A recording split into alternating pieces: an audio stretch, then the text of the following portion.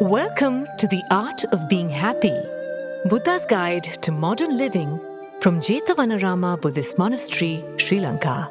This intriguing talk series brings timeless Buddhist wisdom to help you navigate life's challenges through simple, practical insights. Each episode offers gentle guidance for finding peace and joy in everyday moments. Join us on this journey toward lasting happiness and inner peace. Brought to you by Sanathanavani, the voice eternal. What is embarrassment? Is embarrassment something that someone can give you? Is embarrassment something that someone can make you feel? What is embarrassment then? You made that within your own mind. That's why we always talk about this. Everything's in the mind. You cook it all up. It's all mind-made. Embarrassment is mind-made, ladies and gentlemen. That is why certain things you will do out in public, but other things you won't. But there are other things you will do behind closed doors, behind a curtain. Because there, no one's watching you. And then it's okay. I don't need to spell things out to you. You're all mature enough and old enough to understand and come up with your own examples of things like this. Things that people would do when no one's watching. And then it's not so embarrassing. See, think about it. Now, I'll take a simple example, right? This is as simple as it can get. Let's say your tummy is full of air. So it has to go one way or the other. Either upwards or there's a path of least resistance. There's the other way as well. Now, let's say you were alone at home and your tummy was full of air. What might you do? You just walk up and down, right? Just to get the air flowing. And then after a while, you pass it out. We call it passing wind. So when you hear those noises that your body makes as it passes that wind out, do you feel embarrassed? Think about it for a second. I'm trying to prove a point to you here. Would you feel embarrassed when that happens? What if the dog was around? Would you then feel embarrassed? Still no. Why do you not feel embarrassed because when the dog's around, when someone else is around? Because here's what you know. The dog's not going to think anything bad of you. Your dog is very loyal, very trustworthy. And even if your dog thought anything bad of you, he's not going to go tell the neighbors. So think about it, right? This is a very normal bodily function. When there's wind, then there's air in your bubbles, you have to let it out. Yeah, there's only one of two ways you can do it, either up here or down there. But you don't feel embarrassed in those situations. You don't feel embarrassed, ladies and gentlemen, because it's not the passing of wind that causes embarrassment. You have to create embarrassment in your mind. You have to manufacture it. See, your minds are factories. They're emotional factories. Don't you get it? Your minds are emotional factories. They manufacture, they fabricate these emotions. Now, who here likes to feel embarrassment? No one likes to feel embarrassed. But can you stop yourself from feeling it? When it happens, right? You can't stop yourself from feeling it. You don't like it, but it happens nonetheless. Isn't that the problem? In other words, isn't that why you're here? There are things happening within you which are out of your control. And you don't like that. You want to, for want of a better word, rein yourself in. That's what you want to do. You have all these emotions that are cooking up inside you, and you don't want to experience those emotions, but you can't stop them either because you've completely lost control of those emotions. And that's why you bring yourself here. You're here to try and learn how to engineer your mind so that you can only think the thoughts that you like to think. And embarrassment is one of them. Now, to continue with my example, When you're alone at home, passing wind is not embarrassing. When the dog's there, you still don't feel embarrassed because you think the dog's not going to think anything of you. If only you could read the dog's mind. Sometimes you do things because you can't read the people's minds of the people around you. So you think they won't think anything bad of you. How do you know?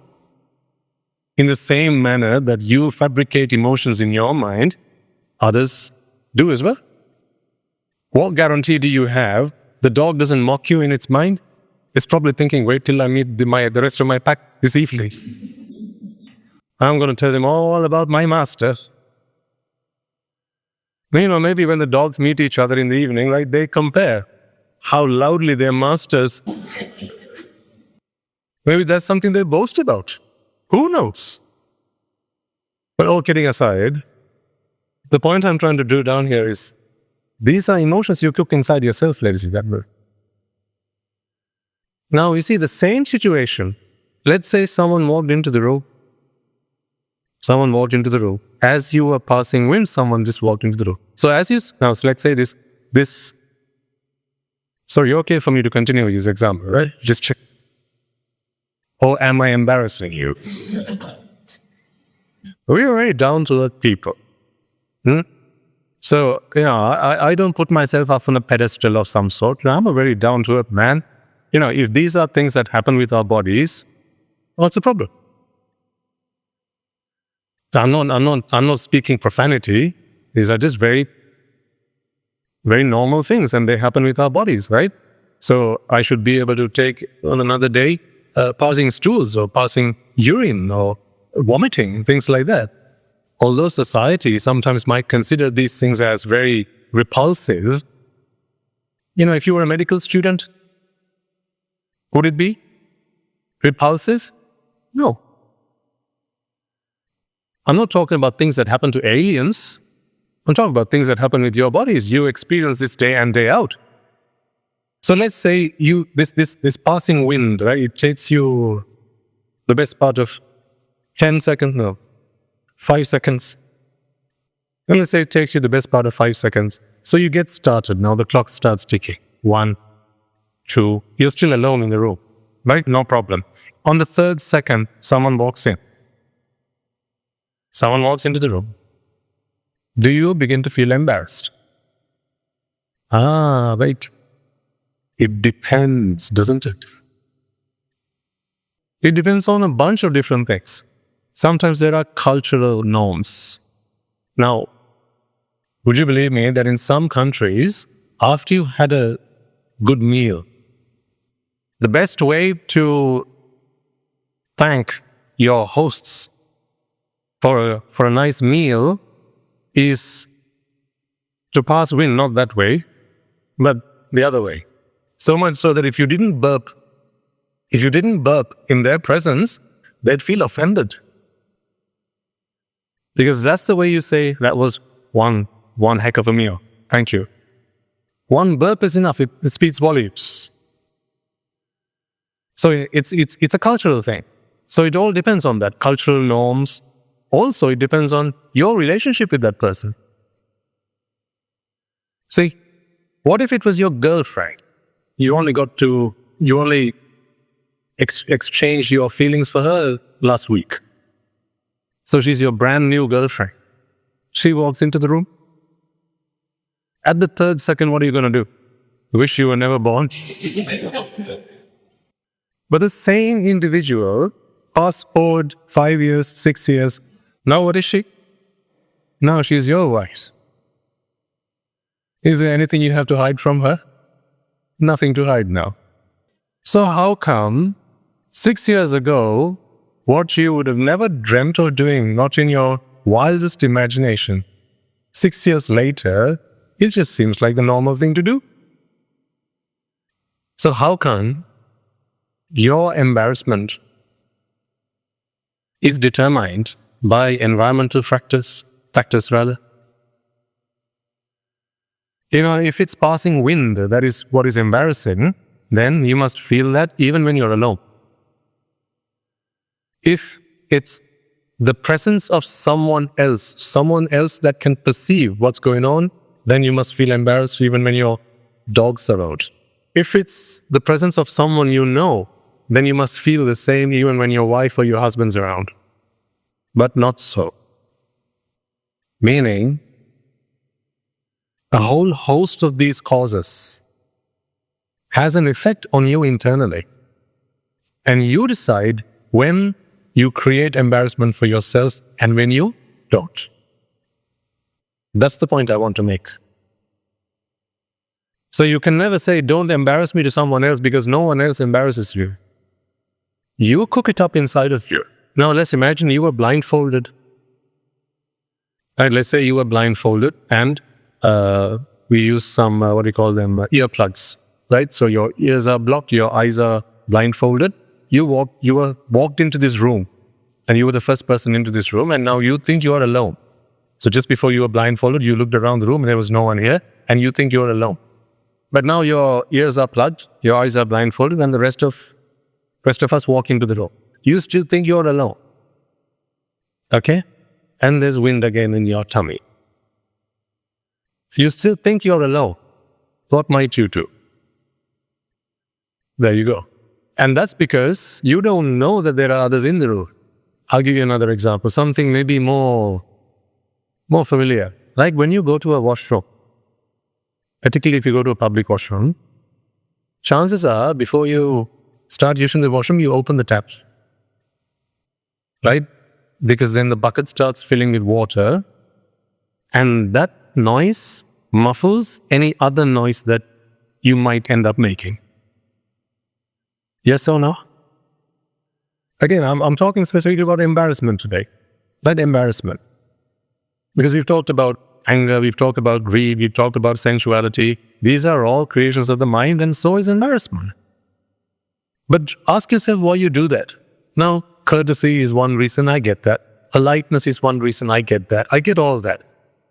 That should all be because you care about the people around you. But embarrassment occurs not because you care about people around you. Embarrassment occurs only when you sense a self. This is one of the ways in which you preserve yourself. This is your internal self-preservation mechanism. Embarrassment. Your mind starts to vex. The mind starts to think, what might others think of me? What might others think of me?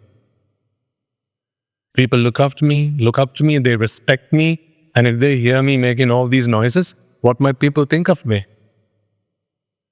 So you try to muffle those noises. I'm not suggesting that you shouldn't, okay? Please do as you normally do, but I'm trying to drive home a different point altogether. That is the fact that embarrassment is something you create, you manufacture in your own mind. In your emotional factory, there are some people in front of whom you would not take off any item of clothing that you are clad in right now. Pretty much most people. But then change circumstances, change the situation, and you're okay. But perhaps the same person, maybe a few years ago, it would be the same thing again. Strangers. See, your relationship with them, remember we talked once about relationships and whether it is something you have with the other person or something you have actually within yourself? Please bear in mind that you don't know about your wife's presence. She might be stood right next to you, ladies and gentlemen, but you don't know about that. Your wife is something you cook up in your own mind. Outside, there's matter and there's a mind. But the fact that she's your wife or your husband, where does that occur? That occurs in your mind. Remember last week or the week before, I said, if you are sat at the dinner table, on the left-hand side you have your husband, on the right-hand side you have your son or your child, and they're holding on to your hand, do they feel a wife's love or a mother's love? Is it something you emanate through your hands, through your body? No. If that was so, when you cross your hands or your arms, they should start feeling the opposite emotion, shouldn't they? And that doesn't happen. Meaning, the other party cooks up, fabricates an identity for you in their own minds. Don't you agree with me? So they fabricate that identity for you in your own minds. In just the same way, you fabricate identities for the people around you and yourselves. When you're holding on to your mother's hand, what sort of identity do you feel? The boys in the room? That of a son. The girls in the room? That of a daughter. Huh? But when you hold on to your husband's hand or your wife's hand, now what sort of identity do you create within yourself? Who are you at that point? You're the husband or the wife, or you're the spouse. So, what changed? What changed your identity? Was it the external environment or your interpretation of the external environment? When you think that the person that's outside, the person that you're looking at, is so and so, you become the counterpart. This is all happening in the mind. I really need you to get this on board, because some of the upcoming things that I'm going to talk about is all going to be based on this foundation. So unless you are fully aware, conscious, and have understood that everything that's going on with you are all creations in your own mind, the rest of what we have to talk about will not make a lot of sense. That's why I'm going over and over the same point here. I want to make sure that you all understand that. You have to have come to a point, ladies and gentlemen, in your lives where, over the last week, let's say, like when you're not here, you are beginning to reevaluate your emotions. Emotions like embarrassment, emotions like fear, emotions like lust, emotions like greed, emotions like jealousy, and a whole host of other emotions. Whenever you feel these emotions, you must have come to a point now in your life where you know that you are wholly responsible for those emotions, because no third party actually gets involved in any of that. It's all your doing. I need you to have come to that position now, because from that is where we are going to build up the next part of this conversation. In other words, you're an island. Nothing's come in, nothing's gone out. Your emotions are all your own fabrication. So, are you scared of spiders? Are you scared of actual spiders? Is it the spider that scares you? Can a spider scare you? How about ghosts? What if they're really spooky? Can a ghost scare you? Well, people are scared of these things. People are scared of ghosts because they think it's the ghost that scares them. In just the same way that you feel that it's someone else that angers you. See, until you live like that, ladies and gentlemen, you will always feel that you are a victim of circumstances. What a pity. Don't ever let circumstances victimize you. Actually, circumstances never victimize you. You think they do. Any pain that is real must only be a physical pain. Every other pain is a mental fabrication. Every other one is a mental fabrication. Categorically, comprehensively. Take my word for it if you don't believe me just yet. But that's what you need to understand. That's what you need to comprehend. Every mental pain, agony that you go through is all your doing. No one else is responsible for that. Are you willing to accept responsibility for that? For all your mental suffering?